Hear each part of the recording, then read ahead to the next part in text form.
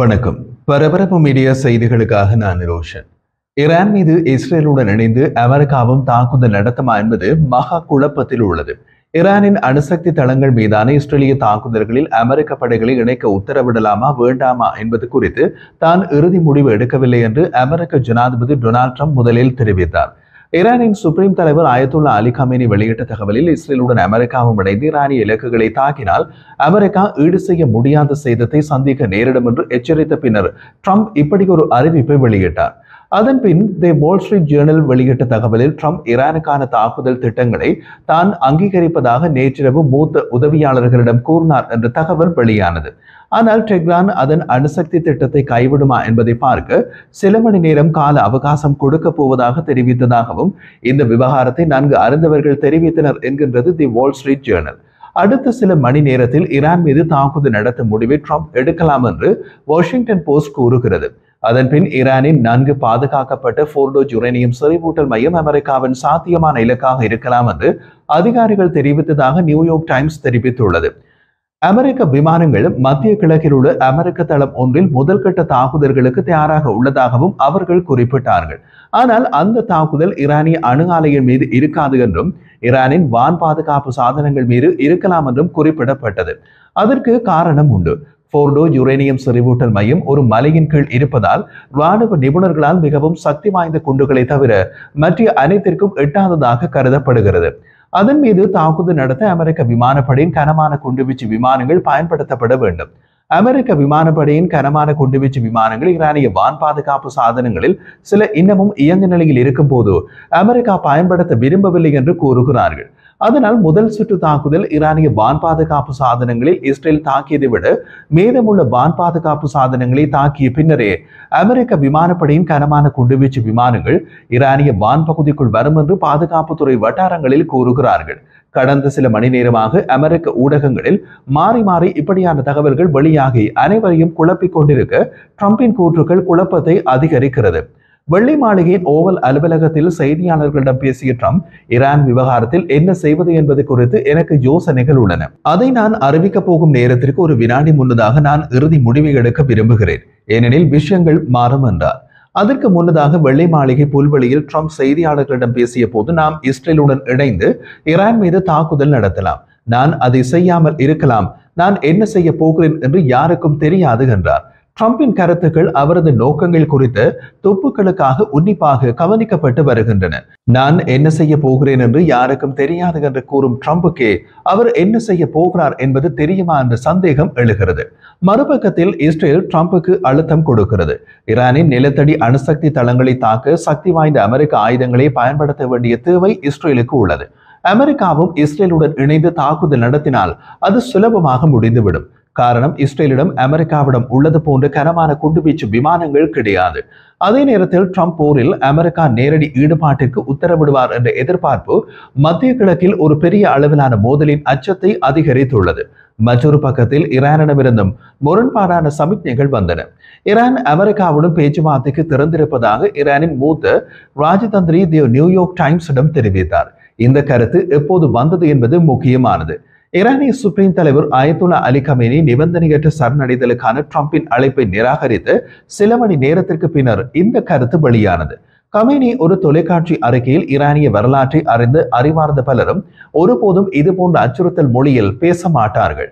ஏனெனில் ஈரானை யாராலும் சரணடைய வைக்க முடியாது என்று கூறியதாக ஈரானிய அரசு ஊடகங்கள் தெரிவித்தன.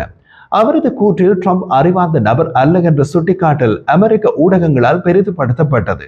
ட்ரம்ப் மேலும் தெரிவித்த போது எந்த ஒரு அமெரிக்க ராணுவ நடவடிக்கையும் ஈரானில் சந்தேகத்திற்கு இடமின்றி சரி செய்ய முடியாத சேதத்துடன் இருக்கும் என்பதை அமெரிக்கர்கள் அறிந்து கொள்ள வேண்டும். ஒரு பெரிய அளவிலான போரை முடிவுக்கு கொண்டு வருவதற்கு ராஜதந்திரம் மிகவும் தாமதமாகவில்லை என்று கூறியுள்ளார்.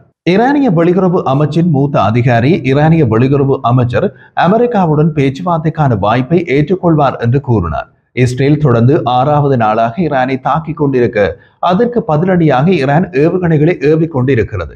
இந்த நிலையில் இஸ்ரேலுக்கான அமெரிக்க தூதர் மைக் ஹக்கபி வெளியிட்டுள்ள அவசர அறிவிப்பில் இஸ்ரேலை விட்டு வெளியேற விரும்பும் அமெரிக்க பிரஜைகளை வெளியேற தூதரகம் ஏற்பாடு செய்து வருவதாக கூறியுள்ளார்.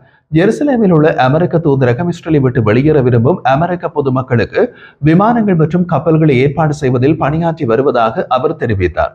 அமெரிக்க ராஜாங்க அமைச்சால் ஏற்பாடு செய்யப்பட்ட விமானங்கள் மற்றும் கப்பல்கள் எப்போது புறப்படும் அல்லது எத்தனை பயணிகள் அவற்றில் பயணிக்க முடியும் என்பது உடனடியாக தெரிய வரவில்லை. இவை எல்லாமே அடுத்து என்ன செய்வது என்ற இறுதி முடிவை அமெரிக்கா எடுக்கவில்லை என்பதையே காட்டுகின்றது. பல நாடுகள் சமீபகால நாட்களில் ஈரானில் இருந்து தங்கள் பொதுமக்களை வெளியேற்ற உதவியுள்ளன. பெரும்பாலும் நிலவழியல் வழியாக அண்டை நாடுகளுக்கு செல்லுமாறு அறிவுறுத்தியுள்ளன. இந்திய வெளியுறவு அமைச்சு செவ்வாய்க்கிழமை வடக்கு ஈரானிலிருந்து 110 இந்திய மாணவர்களை வெளியேற்றியதாகவும் அவர்கள் ஆர்மீனிய தலைநகரான ஜெரவனுக்கு சாலை வழியாக பயணித்து புதுடில்லிக்கு விமானங்களில் செல்ல உதவியதாகவும் தெரிவித்துள்ளது.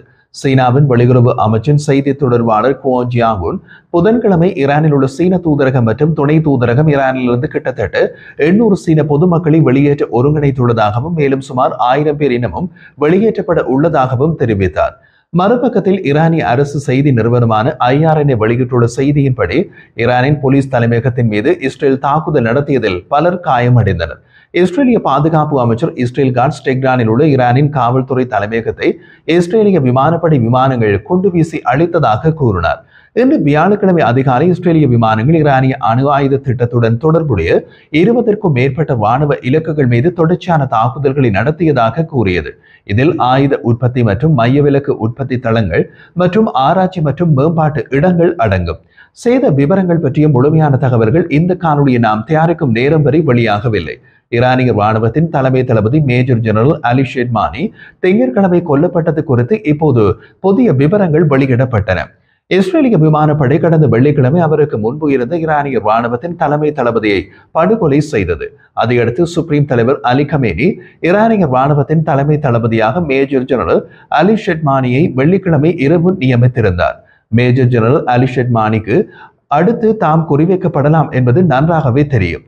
அதனால் டெஹ்ரானுக்கு வெளியே உள்ள மலைகளில் உள்ள ஒரு ரகசிய வளாகத்தில் தானும் தனது தளபதிகளும் பாதுகாப்பாக இருப்போம் என்று நம்பி தம்மை பாதுகாத்துக் கொள்ள ஏற்பாடுகளை செய்தார். டெஹ்ரானில் உள்ள ஈரானிய ராணுவத்தின் முக்கிய தலைமையகத்தில் இருந்து வெளியேறி சென்ற டசன் கணக்கான மூத்த இஸ்லாமிய புரட்சிகர காவலர் படைப்பிரிவு அதிகாரிகளுடன் ஷெட்மானி டெஹ்ரானுக்கு வெளியே உள்ள மலைகளில் உள்ள ஒரு ரகசிய வளாகத்தில் தங்கியிருந்தார். அந்த ரகசிய வளாகத்தில் தான் அவர் படுகொலை செய்யப்பட்டார். அவருடன் சென்று மற்ற தளபதிகளும் கொல்லப்பட்டனர். இஸ்ரேலிய விமானப்படை IAF அவர்கள் ரகசிய இடத்திற்கு நகரும் வரை காத்திருந்து பின்னர் அனைவரையும் ஒரே நேரத்தில் கொன்றது. ட்ரம்புடன் நெருக்கமாக உள்ள அமெரிக்க ஊடகம் ஃபாக்ஸ் நியூஸ் இந்த தகவல்களை முதலில் தெரிவித்தது. அதன்பின் இஸ்ரேலிய ஊடகம் தி ஜெருசலேம் போஸ்ட் மூத்த பாதுகாப்பு ஆதாரங்களில் இருந்து தகவல்களை சுயாதீனமாக சரிபார்த்து உறுதி செய்தது. மறுபக்கத்தில் ஈரான் மீது நடக்கவுள்ள இஸ்ரேலிய விமான தாக்குதல்கள் பற்றிய புதிய எச்சரிக்கை ஒன்று வெளியாகியுள்ளது. மத்திய ஈரானில் உள்ள அராக் மற்றும் கோண்டாஃப் நகரங்களில் வசிப்பவர்கள் தங்கள் பாதுகாப்பிற்காக வெளியேறுமாறு IDF சற்று முன்னர் எச்சரித்துள்ளது. கோண்டாஃபின் புறநகர் அணுசக்தி திட்டத்திற்கான ஒரு கனநீர் அதாவது ஹெவி வாட்டர் உலை உள்ளது. ஈரானிய ராணுவ உள்கட்டமைப்புக்கு எதிராக IDF இப்பகுதியில் செயல்பட்டு வருவதாக இஸ்ரேல் வெளியிட்ட பார்சி மொழி அறிக்கையில் கூறுகிறது. அவர்கள் வெளியிட்ட அறிவிப்பில் தாக்குதலுக்குள்ளான ஆலை கனநீர் அணு உலைகளை குளிர்விக்க உதவுகிறது என்று வெளிப்படையாக அறிவிக்கப்பட்டுள்ளது. ஆனால் அது அணு ஆயுதங்களில் பயன்படுத்தக்கூடிய ஒரு துணை பொருளாக புளூட்டோனியத்தை உற்பத்தி செய்கின்றது. இது ஈரான் அணு ஆயுதத்தை தொடர விரும்பினால் செறிவூட்டப்பட்ட யுரேனியத்தை தாண்டி அணுகுண்டுக்கு மற்றும் ஒரு பாதையை ஈரானுக்கு வழங்கும். ஈரான் 2015ஆம் ஆண்டு உலக வல்லரசுகளுடனான அணுசக்தி ஒப்பந்தத்தின் கீழ் பரவல் எச்சரிக்கையை போக்க வசதியை மறு வடிவமைப்பு செய்ய ஒப்புக்கொண்டது. 2019ஆம் ஆண்டில் ஈரான் கனநீர் உலையின் 2ஆம் நிலை சுற்றுக்களை தொடங்கியது. அந்த நேரத்தில் அது 2015 அணுசக்தி ஒப்பந்தத்தை மீறவில்லை. அந்த நேரத்தில் ஈரான் உற்பத்தி செய்யும் புளூட்டோனியத்தின் அளவை கட்டுப்படுத்த அராக் அணு உலையை மறு வடிவமைக்க பிரிட்டன் உதவி செய்து வந்தது. ஐக்கிய நாடுகள் சபையின் அணுசக்தி கண்காணிப்பு அமைப்பான சர்வதேச அணுசக்தி நிறுவனம் IAEA ஈரானிய அணுசக்தி தளங்களை தாக்க வேண்டாம் என்று இஸ்ரேலை வலியுறுத்தி வருகிறது. IAEA ஆய்வாளர்கள் கடைசியாக மே 14ஆம் தேதி அராக் நகருக்கு பயணம் செய்ததாக கூறப்படுகிறது.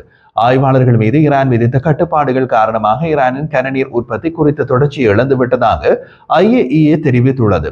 அதாவது டெஹ்ரானின் உற்பத்தி மற்றும் இருப்புகளை IAEA-யால் முழுமையாக சரிபார்க்க முடியவில்லை. அந்த ஆலை இருக்கும் இடத்தில் இருந்துதான் பொதுமக்களை வெளியேறுமாறு எச்சரித்துள்ளது இஸ்ரேல்.